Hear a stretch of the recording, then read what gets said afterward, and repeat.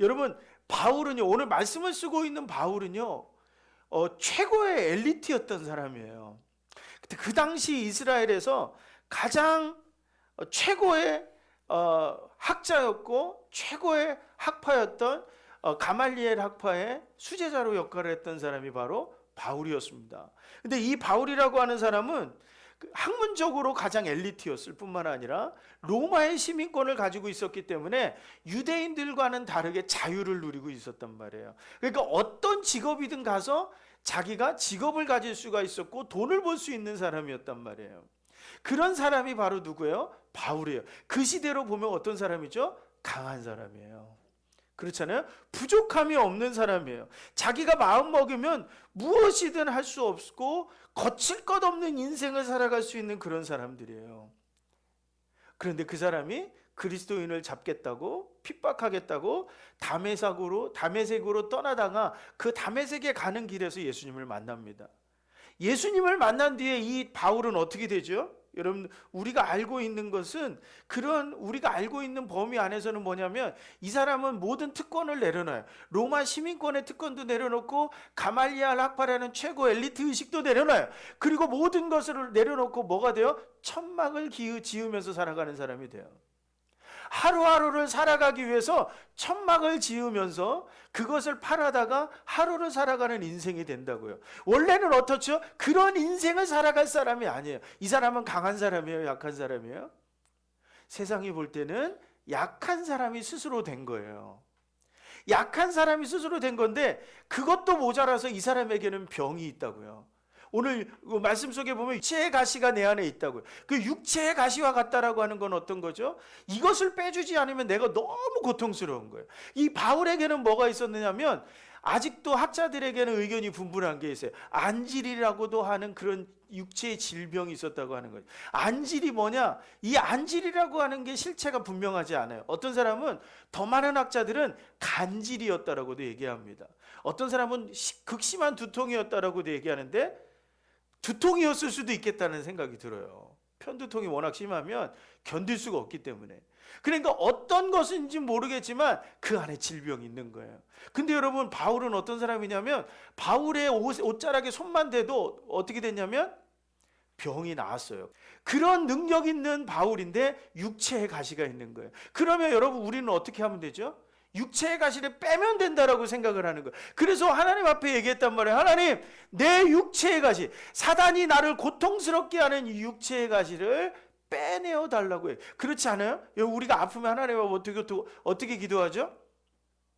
어떻게 기도하죠? 하나님, 안 아프게 해주세요. 기도하는 거고 마찬가지예요. 그러니까 너무 고통스러운 바울이 하나님 앞에 얘기하는 거예요. 내 약함을 어떻게 해달라고요? 강하게 해달라고요.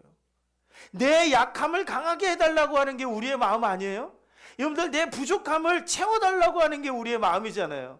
그런데 3번을 하나님 앞에 기도했는데 하나님이 뭐라고 말씀하시냐면 내 은혜가, 내가 너에게 준 은혜가 좋게 해. 그거는 필요가 없어. 네 지금 육체의 가시는 내가 고쳐주지 않아도 되는 거야. 이렇게 말씀하셨다는 거예요. 근데 이게 맞습니까?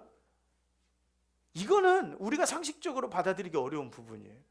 아니, 바울과 같은 사람이에요. 최고의 엘리트고 로마의 시민권도 갖고 있고 이제 어디든지 가서 복음 전하겠다고 가서 열띤 논쟁을 하고 복음을 선포하고 병을 치유하고, 여러분들, 이 사람이 독사에게 물려도 안 죽잖아요.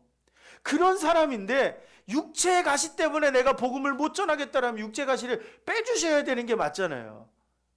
그런데 하나님은 어떻게 하세요? 육체의 가시를 빼지 않아도 된다라고 얘기하는 거예요. 그래야 바울이 어떻게 된다고요? 지금의 내 모습을 유지할 수 있어라고 말씀하시는 거예요. 우리는 대개 어떤 모습으로 살아가죠? 우리의 약함을 강하게 만드는데 우리의 모든 에너지를 투자합니다. 우리의 약한 부분, 육체적으로 약하고 경제적으로 약하고 상황적으로 약한 우리들의 모습 때 우리가 스트레스 받고 고민한단 말이에요. 어떤 사람은 비만의 문제, 어떤 사람은 경제적인 연약함의 문제, 어떤 사람은 질병의 문제 때문에 그것에 모든 것에 집중한다고요. 하나님 이것만 고쳐주시면 내가 강해질 수 있는데, 이렇게 기도한단 말이에요. 근데 오늘 하나님이 바울에게 뭐라고 말씀하신다고요? 내 은혜가 내게 족하다고요. 오히려 너는 그것 때문에 뭐라고요? 하나님을 더 자랑하게 될 거라고 얘기하는 거예요. 어떤 사람이 강한 사람이에요? 약함을 인정하는 사람이 강한 사람이에요. 오늘 바울은요, 약함을 인정하는 사람이에요.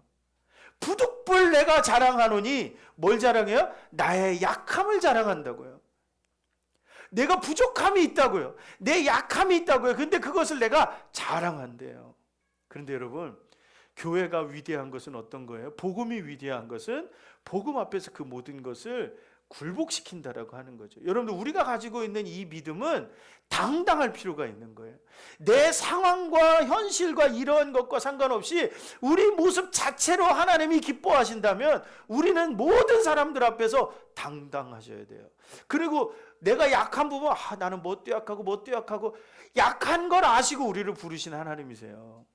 부족한 걸 아시고 우리를 부르신 하나님이에요. 그러니까 어떻게 해요? 당당하셔야 돼요. 사탄은 어떻게 할까요? 아까 육체의 가시가 사탄의 고통이라고 그랬죠. 사탄은 우리의 약함을 계속 찔러댈 거예요. 내가 이렇게 건드리면 너 오늘 막 짜증내고 그리고서는 예배 못 드리게 할 거야. 그러면서 계속 건드린다고요. 사탄은 우리를 계속 건드릴 거예요. 왜요? 우리의 약함을 드러내게 하기 위해서. 약함을 자랑하고 당당하게 받아들여. 그래, 아무리 찔러봐. 나는 원래 그렇지만 나는 오늘 하나님만 바라보고 하나님만 의지할 거야 라고 하는 사람이 강한 사람이라는 거예요. 그런데 여러분, 때때로 우리의 예배가 어떻죠? 우리의 기도는 어떻죠? 우리가 말씀 듣는 것은 어떻죠? 멈춘다고요. 왜요? 상황이 너무 어려워서, 육체가 너무 힘들어서, 내 감정이 너무 기복이 심해서 멈춰버린다고요. 그게 약한 거예요.